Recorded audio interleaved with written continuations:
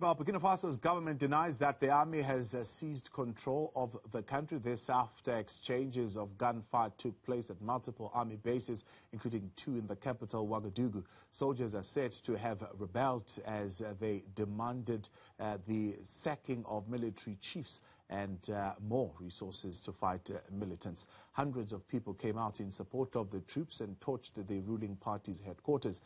The government says the crisis has been contained, dismissing rumors of a new coup attempt just over a week after 11 soldiers were detained for allegedly plotting one. Joining me now to talk about this is Africa analyst Dr. Charles Sinkala. Dr. Sinkala, good evening and thank you very much for your time. And what is this? Is this the army takeover? Is the government trying to conceal what is actually happening there? What's the analysis? Yes, thank you very much. Good evening to you, and thank you very much for having me. Firstly, I'd like to begin to say that as at Friday, 21st January, according to the United Nations, Africa hosts about 1.3 billion people in Africa, and with a population growth rate of about 2.4%, that equates to about 33 million people every year are integrated into Africa. And the call for capacity in terms of governance can never be overemphasized as the population grows. Hence, we can see these conflicts which are ravaging African states. Burkina Faso, particular, is not a country that is isolated for such statistics.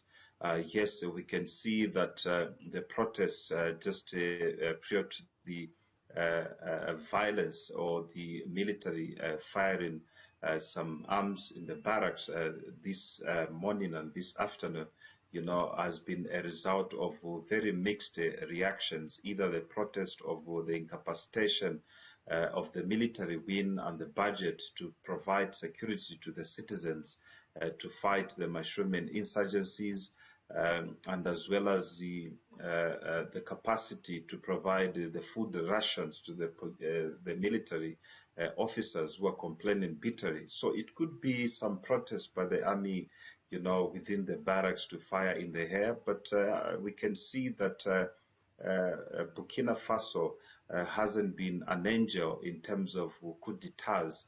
Coup d'etats has ravaged the West African countries. As we are speaking, Mali as well as other Niger as well, there was an attempted coup. So, looking at the situation there and the history of West Africa, and particularly Burkina Faso, we can see that this was a botched coup d'etat, which could not take off. And we can see that the president's whereabouts is not fully understood. Only the defense minister who came to assure the people that everything is okay. But, there is also some civilians and the people the Burkinabes, who are demanding that the military should take over. This is unprecedented in the history of Africa, when now we find that more citizens now they are calling for the military to preside over the governance. We can see it in Mali that it's a problem. Again, we have people again protesting that the juntas must give back the power to the civilian government. Yeah. So these rumblings of discontent you're saying are not just from the army ranks, but actually they are beginning to be echoed by a wider population. And there's a new government, fairly new, I think 8th of December 2021 is when this new government came into power. What is the challenge here? I mean, there's a new government in place, but peace is still elusive. What is the government failing to do? Look, as I mentioned, as the population grows, the economic activities must grow. The participation in terms of capacitation of government to look after the citizens also must grow, and many other aspects of society must grow to provide opportunities to the young men and women who have been integrated into those countries. And if you find that many young men and women are not having a fair deal in terms of